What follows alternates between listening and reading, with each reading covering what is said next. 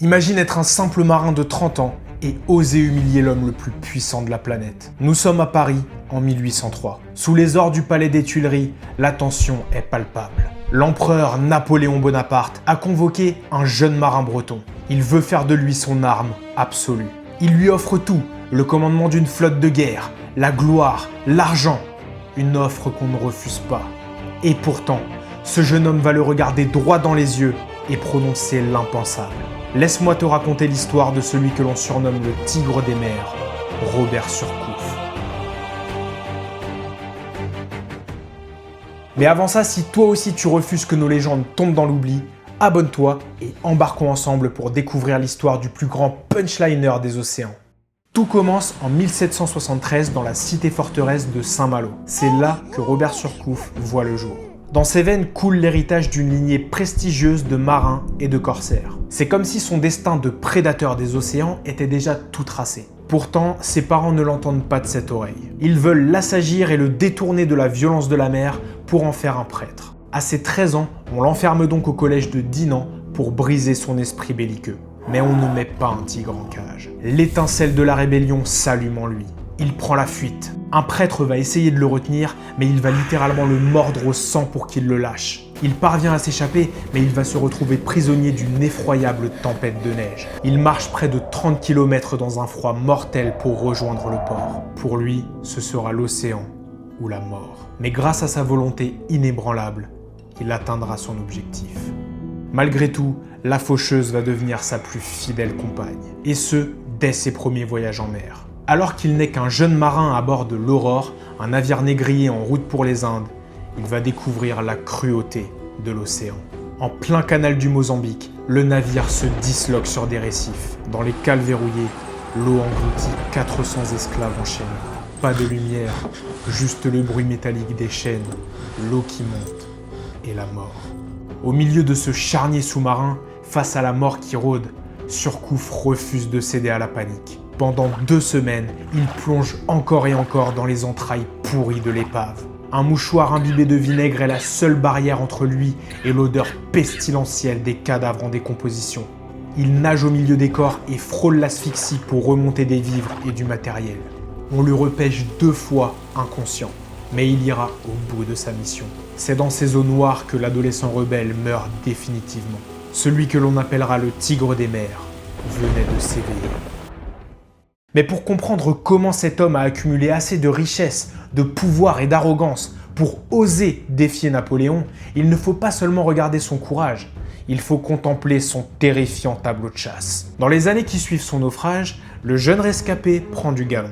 Refusant d'intégrer la marine régulière qu'il juge trop lente et trop disciplinée, il choisit son propre royaume, la course, ou en d'autres termes, un permis de piraterie 100% légal accordé par la France pour détruire le commerce britannique. À la barre de navires de plus en plus rapides, il harcèle sans pitié les lignes commerciales anglaises. Et son premier véritable coup de maître a lieu en 1796. À la tête du hasard, une coquille de noix armée de seulement 4 misérables canons et de 22 marins, il croise la route du Triton.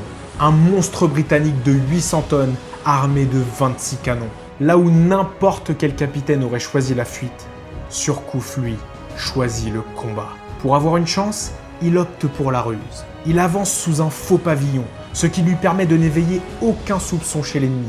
Mais à la dernière seconde, il hisse les couleurs françaises et passe à l'abordage, à 22 contre 150. L'assaut est tellement foudroyant que le capitaine anglais est tué sur le coup. En seulement 45 minutes, le géant est maîtrisé et le tigre vient de goûter à sa première proie royale.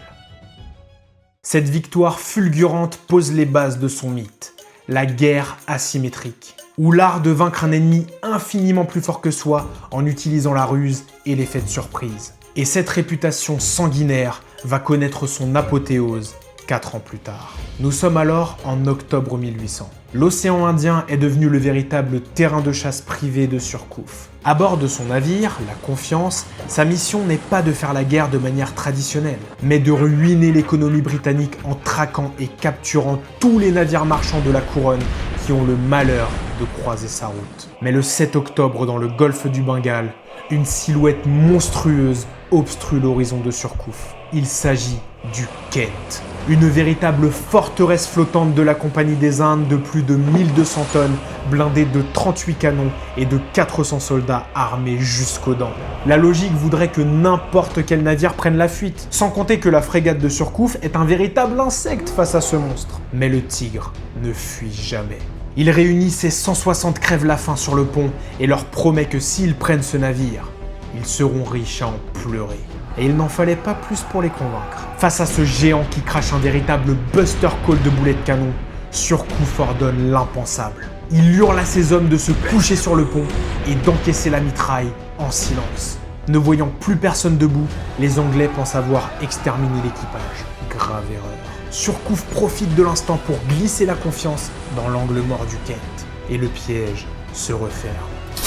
Le signal est donné, les 160 fantômes de Surcouf se lèvent d'un seul bloc. Les grappins volent et les enfers se déchaînent.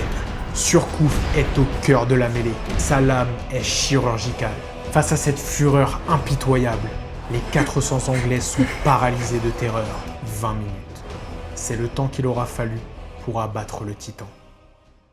Et c'est à cet instant précis, sur le pont ravagé du Kent, que le mythe de Surcouf va s'écrire pour l'éternité. Un officier britannique enragé et humilié de s'être fait écraser par des Français en sous-nombre, crache à Surcouf cette phrase cinglante. « Vous, Français, vous vous battez pour l'argent, tandis que nous, Anglais, nous nous battons pour l'honneur. » Surcouf le fixe, l'œil noir, et prononce l'une des phrases les plus iconiques de notre histoire. « Certes, monsieur, mais chacun de nous se bat pour ce qu'il n'a pas. » Après le massacre, Surcouf fait preuve d'une incroyable noblesse. Il interdit formellement le pillage immédiat et protège en personne les passagères anglaises. Parce que oui, même les Anglais ont droit au respect. Mais surtout les Anglaises quand même.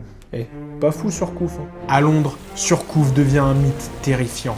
Un croque-mitaine dont la tête est mise à prix pour des fortunes. Mais maintenant que vous connaissez un peu mieux le personnage, revenons à l'événement principal de cette vidéo. Sa rencontre avec l'empereur en personne. Napoléon ayant eu vent des exploits maritimes de Surcouf face aux Anglais, il décide de le convoquer. Bah oui, parce que pour Napoléon, quelqu'un dont le passe-temps est d'humilier les Anglais, c'est forcément quelqu'un de bien. Il veut que Surcouf continue à faire ce qu'il fait de mieux, mais à la tête d'une immense flotte au service de la France, gagnant au passage gloire et fortune. Mais si vous avez bien suivi jusqu'ici, vous avez peut-être une petite idée de ce qu'il va répondre. Surcouf dit non. Non à la flotte, non à la gloire, non à l'argent. Il refuse purement et simplement le cadeau que lui fait l'empereur. Et en plus de cela, il va lui faire la leçon sur comment il devrait s'y prendre. Il explique à l'empereur que la guerre de ligne est une erreur stratégique. Pour détruire l'Angleterre, il faut lâcher des meutes de corsaires sur l'océan pour l'étouffer financièrement. Comme tu peux l'imaginer, Napoléon est hors de lui.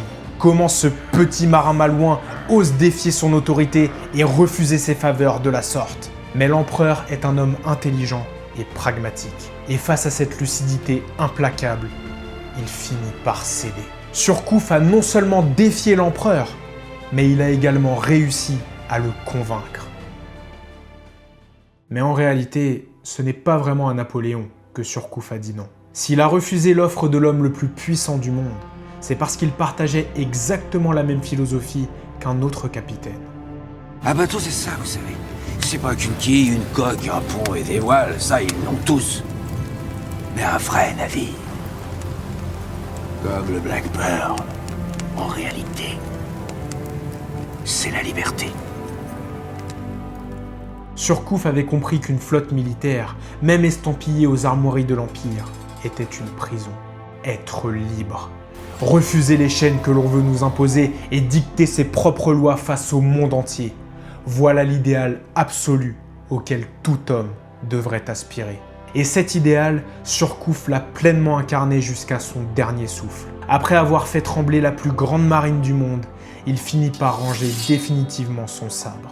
Il quitte la vie de corsaire pour devenir l'un des armateurs les plus puissants et richissimes de France. Et le Tigre des mers retourne finalement dans sa tanière. C'est à Saint-Malo, cette forteresse de granit qu'il a vu naître, qu'il terminera ses jours paisiblement avant de s'éteindre en 1827. Pas de mort tragique au combat, pas de naufrage, juste un homme libre, maître de son destin jusqu'à la fin. Combattant invaincu, armateur visionnaire, Robert Surcouf incarne l'âme d'une France qui ne plie jamais le genou, ni devant les empires, ni devant ses propres souverains. Mais au-delà de la légende, voici la véritable leçon que tu dois retenir de son épopée. Pour devenir un homme d'exception, tu dois rester le seul maître à la barre de ta destinée. Notre histoire n'est pas faite que de traités poussiéreux ou de défaites lointaines. Elle a été forgée par des titans qui ont refusé de subir la fatalité. Et en tant que Français, le meilleur moyen d'honorer cet héritage n'est pas simplement de le célébrer, mais de l'incarner en appliquant la philosophie d'hommes tels que Surcouf au quotidien, en traçant ta propre route, en refusant la soumission et en devenant le corsaire de ta propre vie.